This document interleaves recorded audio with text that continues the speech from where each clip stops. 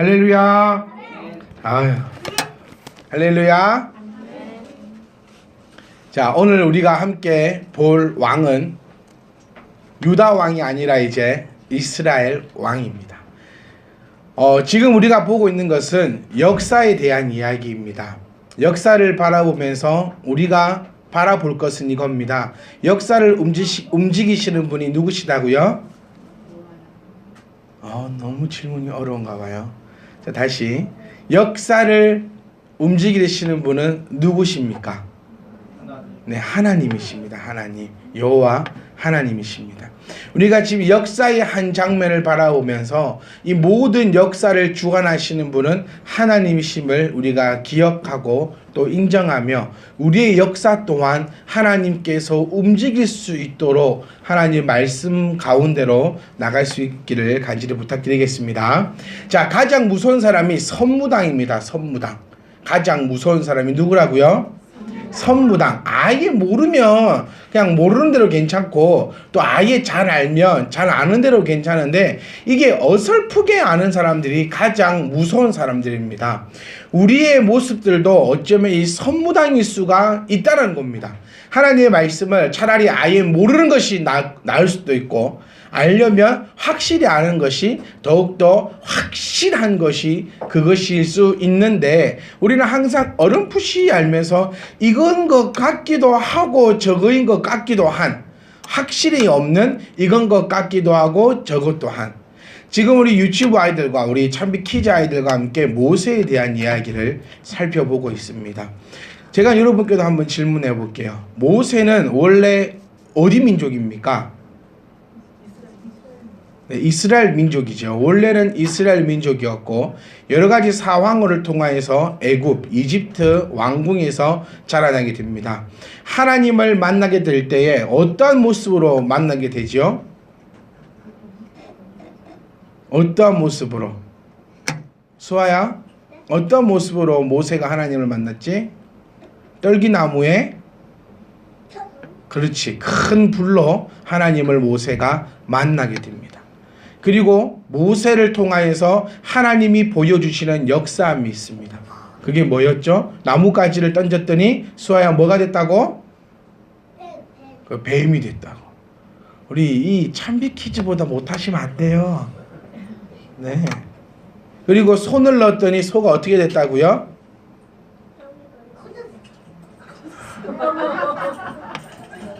수아야 어떻게 됐다고? 희찬은 어떻게 됐다고 손이? 병들었다 했잖아. 그러니까 커졌다. 하여튼 뭐 선생님도 사라졌다 하던데요. 아침 물어보니까. 예, 유치부 쌤한테 물어봤어요. 손을 넣었더니 어떻게 되냐니까 손에 넣었어요? 어떻게 됐는데? 사라졌어요. 손이 넣었는데 모세의 손이 사라졌어요. 이 선생님한테 배운 애들은 어떻게 될까요? 나중에 모두 모세의 손이 사라진 걸로. 그러다가 어떻게 된 걸로 다시 생겨난 걸로. 이렇게 이상하게 배우는 것이 많이 있습니다. 사실 우리들 또한 많은 것을 이상하게 배운 것들이 상당히 많습니다. 그런 것들 하나하나를 바른 말씀을 통하여서 조금씩 우리가 깨달아 가질 수 있기를 간절히 부탁드리겠습니다. 아멘. 우리가 역사를 보는 이유도 이겁니다. 역사를 통해서 나타나신 그 하나님을 바라보며 우리도 이 역사를 통하여서 나타나신 그 하나님의 역사함이 우리 가운데 나타나지기를 위해서 역사를 보고 있는 것입니다. 자, 우리 수아네 가족을 위해서만 잠깐 한 2분 정도만 제가 시간을 할애하겠습니다. 자, 원래 본디 이스라엘은 하나였습니다. 본디 이스라엘은 아브라함을 시작하여서 본디 하나였는데 솔로몬 이후에 솔로몬의 아들과 솔로몬의 신하를 통하여서 남과 북으로 나누어집니다. 자, 어디가 착한 이스라엘인가요?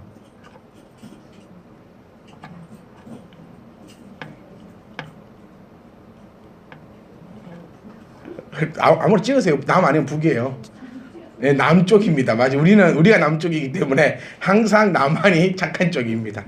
이게 착하다 나쁘다 하기보다는 솔로몬의 아들 누구죠? 이름이? 네? 르호보암을 통하여서 왕조가 이어지는 곳이 남쪽 유다라고 불려지게 되고, 또 그의 신하였던 누구요? 여로보암, 르호보암과 여로보암입니다. 여로보암을 통하여서 왕조가 이어지는 것을 북이스라엘이라고 부르기를 지칭합니다. 이때부터 성경에서 유다라고 나오는 것은 남쪽을 가리키고 이스라엘이라고 가르치는 것은 북쪽을 가르치고 있다는 사실을 우리 기억을 하시면 됩니다. 지금 우리가 남쪽 유다 왕에 대해서는 한번 살펴보았고요. 우리 북쪽 이스라엘의 왕에 대해서 지금 한 주 한 주씩 살펴보고 있는 그런 시간입니다. 첫 번째 우리가 살펴보았던 왕이 누구였죠? 여로보암 왕에 대해서는 우리가 한번 살펴보았습니다. 많은 사람들에게 있어서 가장 무서운 게 뭐냐면요, 자격지심입니다. 자격지심. 제가 저희 아들에게 얘기합니다. 제 아들이 이모 보고 뚱땡이나 놀려요. 이모들 보고. 그래서 제가 이렇게 얘기합니다. 뚱땡이나 놀리면 안 돼. 진짜 뚱뚱하기 때문에 상처받아. 잘 들으시면 돼요. 이게 안 뚱뚱한 사람한테 뚱땡아 이래도 별로 상처를 받지 않아요. 나는 원래 뭐기 때문에, 안 뚱뚱하기 때문에. 그런데 진짜 뚱뚱한 사람한테 뚱땡아라고 하면은 엄청나게 상처를 받습니다. 왜냐하면 자기 스스로가 뚱뚱하다고 인지하고 있기 때문에. 그래서 제가 저희 아들에게 꼭 가르칩니다. 교회 이모들한테 뚱뚱하다고 하면 안 돼. 왜냐하면 상처를 받기 때문에. 왜냐하면 이 자격지심으로 똘똘 뭉쳐져 있기 때문입니다. 길을 가다가도 자기가 뚱뚱하면요, 누가 한번 쓱 훑고 지나가면은 어떤 생각이 드는 줄 아세요? 안 뚱뚱해 보셔서 모릅니다. 이거 안 뚱뚱해 보셨으면. 영환 이사님 어떻던가요? 옛날에 지나갈 때 한번 탁 훑고 지나가면, 또 영환이 사님 또 워낙 또 자존감이 강하다 보니까 별로 뭐 상관 없을 것 같기도 하고. 다운아 어떻디?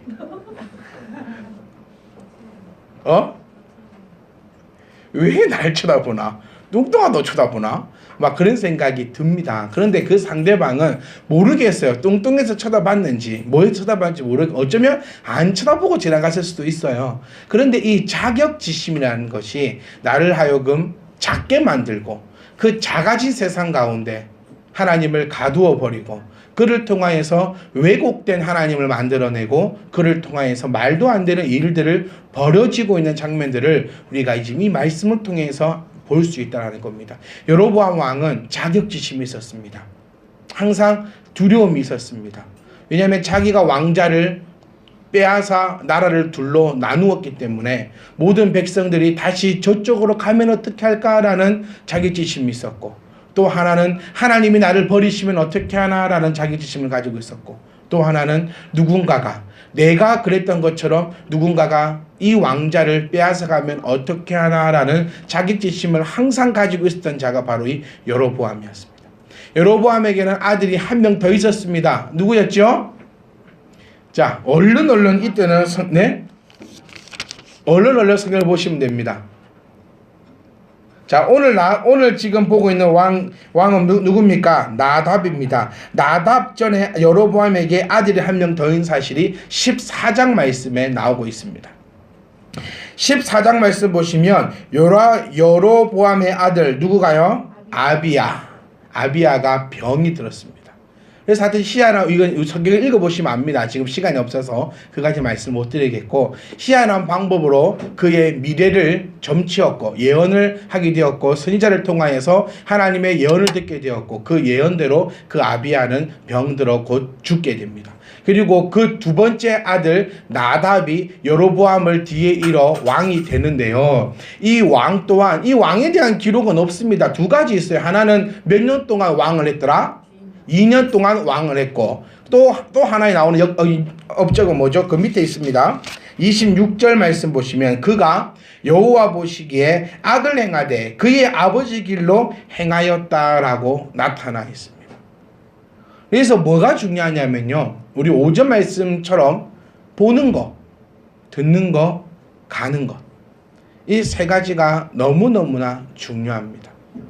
우리 모두는요, 사실 자녀된 우리는 나쁜 마음이지만 다 그런 마음을 한 번쯤은 가지고 살았을 겁니다. 나는 내 부모처럼 안 살 것이다 라는 마음을 사춘기 때좀 지날 때 항상 그 마음은 누구든지 한 번쯤 품는 것 같아요. 나는 내 부모처럼 안 살 거야. 나는 이렇게 안 살 거야. 저렇게 안 살 거야. 근데 나이가 들어서 지금의 내 모습을 보면 딱 부모처럼 살고 있는 그 모습을 바라볼 수가 있습니다. 나답도 마찬가지였습니다.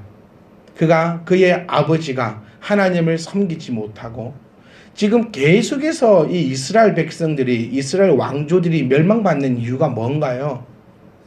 맞아요. 딱 하나입니다. 우상숭배입니다. 우상숭배. 단순히 우상을 만들어 놓고 그 앞에 절했다가 아니라 하나님 말고 다른 것들을 그의 마음에 두었다라는 것입니다. 하나님은 어떤 하나님이라고요? 질투의 하나님이십니다. 하나님이 우리를 택하여 주셨고 우리로 하여금 하나님만을 섬기게끔 우리를 만들어 놓으셨음에도 불구하고 우리가 하나님 외에 다른 것들을 섬기게 될 때에 하나님은 질투하시는 하나님이라 그를 가만히 두지 않으신다는 것이 이 하나님의 음성임을 우리가 기억할 수 있기를 간절히 소망합니다. 아멘. 우리는 떠나야 할 것이 있습니다. 그 떠나야 할 것은 우리 성경을 통해서 나타나는 이 더러운 길이요 멸망의 길이요 알고도 가는 자가 되지 않기를 간절히 소망해 봅니다. 알고도 간다면 얼마나 그것이 불쌍하고 비참한 길입니까? 우리는 이 나답처럼 그 짧은 순간에 왕노릇하는 것이 아니라 우리는 하나님의 말씀에 순종하여 악의 길에서 떠나가시고 또 그 악의 길로 내 걸음을 가지고 가지 않는 저와 여러분 되시기를 간절히 소망합니다. 네, 끝낼게요. 이제 끝났습니다. 네, 끝낸다니까 또 딱 쳐다보시네. 네, 끝낼게요. 이제 끝낼게요. 자, 끝낼 테니까 이제 지금까지 다 못 들으셔도 요 지금만 딱 한 2분만 딱 집중을 해주세요. 우리 모든 이에게는 이 악의 본성이 있습니다. 여러분 스스로가 내 스스로를 한번 찾아보세요. 여러분 착한 사람들입니까? 정말 한번 진지하게 한번 생각을 해보세요. 가끔 가다가 거울 속에 비친 내 모습이 멋져 보일 때도 있기는 있어요. 가끔 가다가. 이게 자주 그러시면 병원 가셔야 돼요.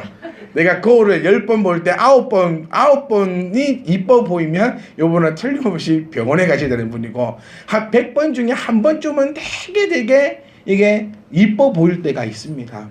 우리 모두는 다 악합니다. 악하기 때문에 내 마음 가운데 자격지심도 가지고 있습니다. 여러분의 그거를 조금 더 수준 있는 말로 하면은 아킬레스건이다라고 표현할 수도 있겠죠. 우리 모두는 그것을 다 가지고 있습니다. 근데 그것을 제하여 주겠다라고 약속하시는 게 하나님의 약속입니다. 이거를 기억하셔야 돼요. 사람이 본인이 계속해서 작아지고 계속해서 억눌러지고 계속해서 내 스스로가 일어나지 못하게끔 하는 것은 마귀가 나를 가지고 하나님 앞으로 나아갈 수 없게끔 만들고 있다는 사실을 기억하셔야 됩니다. 여러분, 우리는 이 자부심으로 살아야 돼요. 나는 하나님의 걸작품이다. 아무도 안 계십니까? 여러분은 하나님의 걸작품입니다. 아멘. 여러분의 걸작품입니다. 우리는 하나님의 최고의 작품들입니다. 그렇기 때문에 주눅이 들 필요도 없고 그렇기 때문에 자격지심 가운데 빠져서 허우적거릴 필요도 없다라는 겁니다. 하나님이 나를 세워 주실 것이니까요. 우리 이스라엘 왕조의 시작이지만 이 이스라엘 왕조의 시작과 결말은 이 자격지심으로 이루어집니다. 하나님을 찾을 수가 없습니다. 왜 그렇죠? 범죄하였다고 생각했기 때문에. 범죄했기 때문에 하나님 앞에 나아가지 못하고 오히려 다른 신들을 찾게 되는 것이 인간의 본성입니다. 여러분, 우리는 다 악합니다. 다 착한 사람 없어요. 아까 식사하고도 얘기 나눌 때 모두 착하게 살면 된다. 근데 착하게 살 수가 없는 것이 인간입니다. 착하게 살아갈 방법이 없다라는 것입니다. 그 방법이 말씀으로 완성되어짐을 우리가 기억하시고 우리 1년의 시작입니다. 우리 더욱더 굳건히 다짐하셔서 올 한 해에는 말씀으로 정말 승리할 수 있기를 부탁드리겠습니다. 여러분 궁금하지 않으십니까? 매일 교회에서 또 매일 목사가 말씀 성경에서 계속 말씀을 지키는 자를 강조하는데 과연 그 말씀이 무엇인지 여러분 궁금하지 않으십니까? 그리고 그 말씀을 지켜 행할 때에 도대체 세계 모든 민족 위에 뛰어나게 하겠다는 그 복이 과연 무엇인지 정말 궁금하지 않으십니까? 그 모든 것이 이 한 해에는 해결되는 그 한 해가 될 수 있기를 간절히 소망하오며 한 주간 살아가실 때 여러분 기억하십시오. 여러분은 하나님의 걸작품입니다. 어떠한 순간이라도 어떠한 상황이라도 내가 어떤 모습을 가지고 있다 할지라도 내가 지금 어떠한 비참한 상황에 있다 할지라도 저와 여러분은 하나님의 걸작품입니다. 그렇기 때문에 하나님이 나를 지켜주실 것입니다. 제발 그 되지도 않는 그 자격지심 때문에 하나님을 찾지 못하는 이 어리석은 여로보암과 그의 아들 나답처럼 범죄 가운데 허우적거리지 마시고 내가 작아질 때마다 기억하세요. 나는 하나님의 걸작품이다. 나의 자격지심 때문에 내가 일어설 수 없는 그 가운데서 내가 꼬꾸라질 때마다 나는 스스로 외치십시오. 나는 하나님의 걸작품이다. 하나님의 걸작품임이 인정이 되어야지 하나님을 찾아갈 수 있습니다. 내가 하나님의 실패품이다 라고 생각되면은 하나님을 찾아갈 수가 없어요. 그게 역사를 통해서 나타나고 있는 거 아닙니까? 왜 우상을 만들었을까요? 하나님을 못 찾아가서 만든 겁니다. 우리는 우상을 만들 필요가 없습니다. 우리는 하나님의 걸작품으로서 하나님만을 매일 찾아감을 통하여 승리할 것이 분명하기 때문입니다.